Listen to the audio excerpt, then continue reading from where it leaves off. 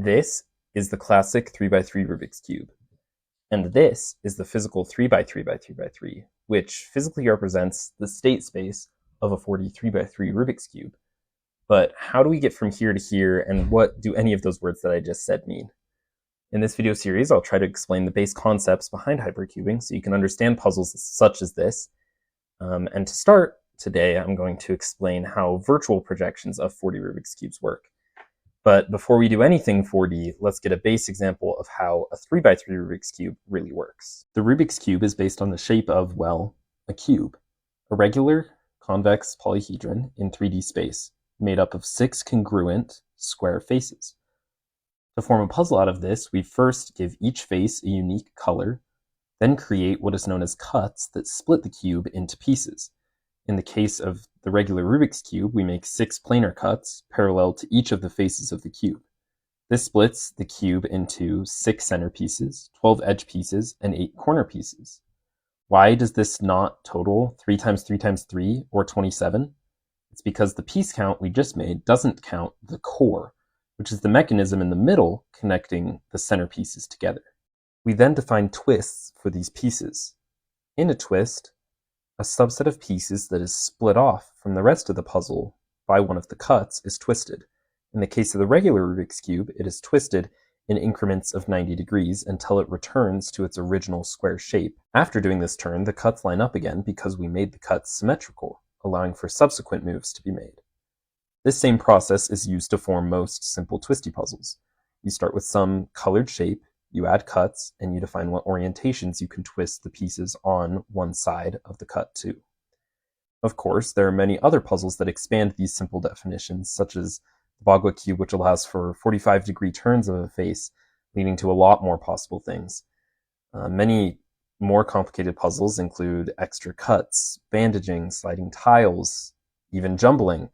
But this simple process that I've described in this video covers many simple puzzles and gives us a good baseline to understand simple 4D puzzles as well. The other piece of background information we need to understand before we take a stab at a 4D puzzle is projections. Let's imagine we took this 3D cube and unfolded it as a net to get something like this. This is a 2D projection of a cube. We can do the same process before of cutting the shape and doing twists of the same subsets of pieces. Solving a Rubik's Cube while projected like this can be a lot of fun. Now let's think about how this applies to 4D shapes, or specifically the hypercube or tesseract. The hypercube is a 4D regular polyhedron like the cube was in 3D. 4D shapes like this are foreign to those who aren't used to them, but they are well understood mathematical concepts. If we unfold it as a net into 3 dimensions, like we did for the 3-dimensional cube into 2 dimensions, it looks like this. The hypercube has 4 pairs of opposite faces, 1 pair in each of the regular axes we are used to, and then another on the inside and not shown like we had on the flattened 3x3 Rubik's Cube. To turn this 4D shape into a puzzle, we can do the same exact thing. We make cuts parallel from all of the faces.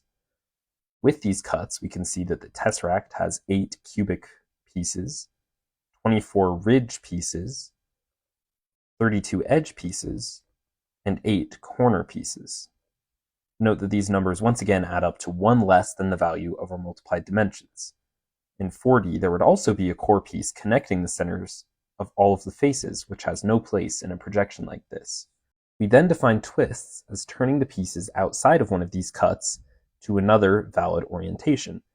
In this case, the pieces outside of a cut are in the shape of a 3D cube, so there are actually multiple axes that this chunk of pieces can be turned around. Any reorientation of this cube is a valid turn of the puzzle. For mouse controls of 4D puzzles in software such as this, when you click a sticker, it will turn the cell that sticker is on about the axis that goes through that sticker that you clicked. To get a better intuition for how these twists and controls work, you can do one-move scrambles in the program to see if you can figure out what turn or what click you need to do. Like in 3D, we can do this same process to any 4D shape that we want and get countless different puzzles to explore.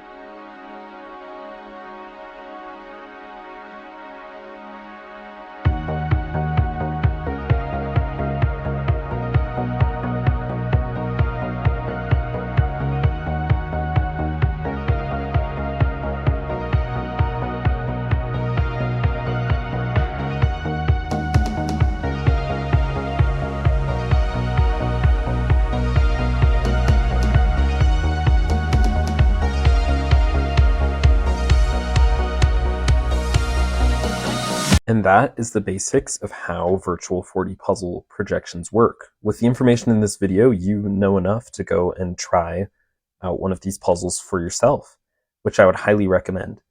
In future videos, I will continue to explain these puzzles, and I especially want to explain how we use symmetry groups to represent the state space of 4D puzzles in 3D space. So make sure to subscribe to not miss that, and thank you so much for watching and making it to the end of the video.